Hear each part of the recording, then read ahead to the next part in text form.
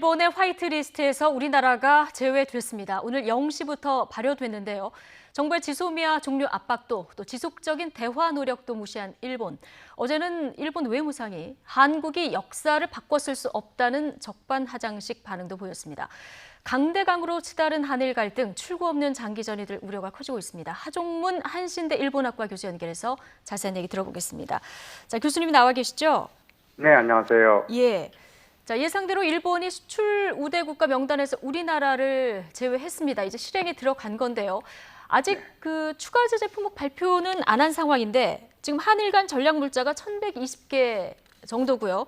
여기서 이제 그 민간 품목을 제외하고 857개. 이 가운데서 어느 정도나 앞으로 지정하게 될까요? 지정을 특별히 하지는 않을 것 같고요. 지정을 특별히 하지는 않을 것 같다. 예. 네, 왜냐하면 지금 7월 1일 날 발표를 했었던 세 가지 전략 반도체 관련 소재 부분에서는 지금처럼 백색 국가 안에 있었기 때문에 굳이 대품목을 지정하는 송달이라는 고시를 했던 거거든요. 예. 근데 이번에 한국을 이제 백색 국가가 아닌 그룹 B 국가로 이렇게 강등을 시키게 되면 예. 기본적으로 내부 절차로서 필요한 물자에 대해서 자연스럽게 수출 규제를 할 수 있기 때문에 예. 특별히 지정할 필요는 사실은 없다고 보여집니다. 예. 근데 우리 정부에서 파악한 바로는 지금 현재 영향이 좀 크다고 생각되는 것은 한 159개 정도 과거에도 예. 발표가 있었습니다만 네. 그 부분이 이제 집중적으로 우리가 살펴봐야 할 대목일 것 같습니다. 예. 159개 59개. 정도. 네. 이 정도 품목은 우리가 좀 주의 깊게 지켜봐야 되는 상황이다. 어쨌든 지금 절차가 굉장히 까다로워지는 거고요. 그런데 그 이미 지정된 화이트리스트 국가에서 배제하는 건 이번이 처음이라면서요. 예, 그렇습니다. 기존에 일본이 28개 국가를 백색 국가로 지정하고 있었는데 한국이 처음으로 빠지게 됐습니다. 예. 그러니까 그것만 해도 굉장히 사실은 화이트리스트 국가는 일본의 무역이 커지게 되고 양적으로 질적으로 확대가 되면 늘어나야 당연한 것인데 일본이 부당하게 한국에 대해서 수출 규제를 하는 셈이죠. 예. 어제 이낙연 총리가 제재를 철회하면은 지소미아 종료를 재검토하겠다. 자, 이런 제안도 했었습니다. 뭐 예상했던 대로 일본이 이제 무시 정책으로 또 나오고 있는데 무역과 안보는 별개다. 이런 얘기를 했어요. 사실은 우리가 했던 얘기를 조금은 맞받아치는 느낌도 없지 않아 있어서 예. 굉장히 좀 그 뒷맛이 깔끔한 느낌이었습니다. 무슨 그러니까요. 말씀이냐면 한국과 일본 사이에 원래 이제 강제동원 재판으로 문제가 생긴 거를 일본이 그 반도체 세계 품목을 포함해서 지금 백색 국가 제외까지 조치를 취하면서 그런 안보와 관련된 문제를 과거의 역사 문제와 결부시키는 것은 부당하다 그랬는데요. 근데 이번에 일본에서 얘기하면서 지소미아 종료에 관해서 무역과 안보가 별개다라고 했을 때는 일본 나름의 논리가 있습니다만 우리가 사실은 좀 어떻게 대처했는가 보면 저는 조금만 반성할 대목이라고도 보여졌습니다. 예. 자, 그런데 이 발언을 하나 조금 짚어보겠습니다. 오늘 그 일본 고노 외무상이 한국이 역사를 고쳐쓰고 싶어 한다면 불가능하다 이런 얘기를 했습니다. 이게 외국 기자가 한국 정부는 일본이 역사 문제에 대한 이해가 부족하다고 한다. 이 질문을 던졌더니 나온 발언이라고 하는데 아베 총리 발언도 한국이 약속 안 지킨다 이런 얘기를 꾸준히 하지 않습니까? 그렇습니다. 예. 이 한일 청구권 협정에 대한 메시지를 국제적으로나 국내적으로나 계속 지속적으로 던지는 이유를 뭐라고 보십니까? 예, 조금 전에 그 질문하셨던 것처럼 예. 사실은 그 지소미아 종료를 재검토 얘기도 무역과 안보 별개 그러면서 우리의 논리를 맞받아치고 있거든요. 네. 근데 지금 코노 외무상 얘기도 그렇고 아베 총리 발언도 그렇고요. 기본적으로 그 수출 규제와 관련된 무역 분쟁의 부분인데 네. 이 얘기를 가지고 가서 원래 일본이 주장했던 것은 한국이 국제법을 위반했다. 그러니까 이 네. 부분은 아까 말씀드렸던 대로 강제동원 재판에 관한 얘기입니다만 그때 한국이 일본을 사실은 비판하는 논리가 일본의 역사인식과 그다음에 그 일본이 역사에 대해서 과거에 대해서 반성하지 않고 있다 이런 얘기를 했었는데 예. 이번에 일본이 맞받아치면서 오히려 한국이 역사를 고쳐 쓰고 싶어한다 이런 얘기를 하고 있습니다. 예. 사실은 그 측면도 조금 전에 말씀드렸던 얘기와 연결해서 생각하면 지금 가장 중요한 측면은 국제적인 여론전이라고 생각이 되고요. 국제적인 그 여론전. 여론전에서 예. 그렇죠. 그러니까 일본 국내에 대해서도 그러니까 국제적으로 특히 미국에 대해서도 일본이 계속적으로 정보를 발신하고 있는데 가장 취약한 부분이 역사 문제라고 하면 결국은 사실은 그 청구권협정과 관련된 역사적인 측면을 한국이 바꾸려고 한다. 굉장히 적반하장적인 주장임에도 불구하고 예. 이런 식의 프레임을 전환하는 작업들을 일본이 하고 있다고 보여집니다. 자, 그러니까 일본이 지금 수출 규제를 한 속내는 사법부 판결에 불만이 있다. 이걸 은연중에 계속 드러내고 있는 이런 상황인데요.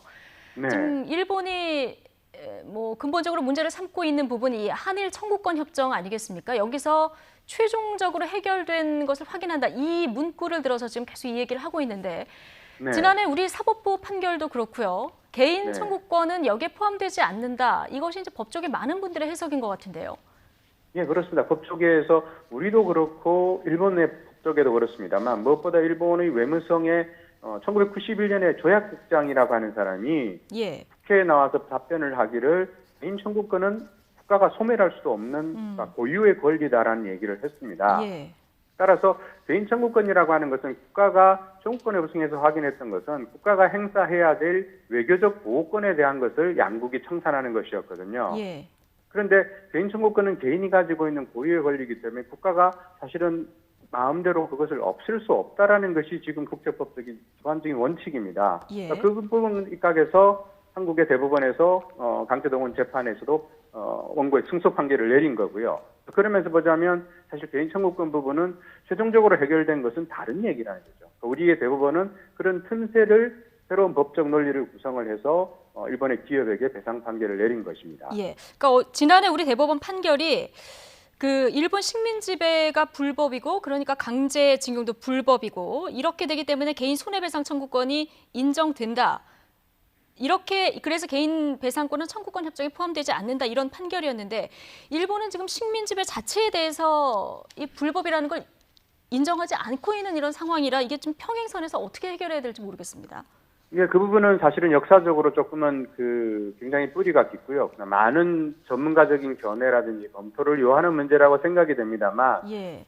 출발점은 결국 역사 문제에서 식민 지배의 불법과 합법의 문제에서 청구권 협정이 잘못 맺어진 부분들, 예. 그런 것들이 지금 현재에도 사실은 악영향을 미치고 있다고 봐야 될 것 같고요. 예. 그 문제도 지금처럼의 무역 규제라든지 이런 식의 방법이 아니라 양국의 전문가들이 모여서 조금 더 새로운 형태의 법적인 틀을 구상하는 작업들, 역사인식을 만들어 나가는 작업을 공동으로 해야 될 텐데 지금 현재는 완전히 꼬여 있는 상황이 된 거죠. 예.